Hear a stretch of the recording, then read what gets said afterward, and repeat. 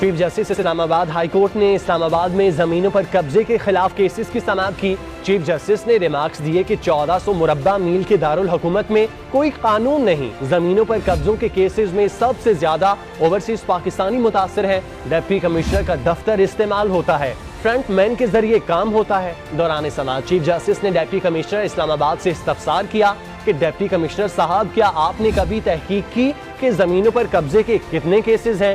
D C اسلام آباد نے عدالت کو بتایا کہ سینٹ، قومی اسمبلی، داخلہ، کامرس وزارتوں کی ہاؤسنگ سوسائٹیاں غیر قانونی ہیں۔ ذمہ داری لیتا ہوں، آئندہ زمینوں پر قبضے کی کوئی شکایت نہیں ہوگی۔ چیف جسٹس عطر من اللہ نے ریمارکس دیے، غریب کو زمینیں بیچنے پر مجبور کیا جاتا ہے، پٹواری خود مل کر زمینوں پر قبضہ کرواتے ہیں۔ قبضے کی تفتیش FIA نے کرنا ہے، جس کے افسر خود زمینیں فروخت کر رہے ہیں۔ تمام نظام کی بنیاد کرپشن پر ہے۔ CDA بھی سہولت کار ہے۔ وزیر اعظم درست کہتے ہیں کہ اداروں کو مافیا نے کنٹرول کر رکھا ہے۔ اسلام آباد میں طاقتور کا غیر قانونی کام ہو تو کہتے ہیں ریگولر کر دو۔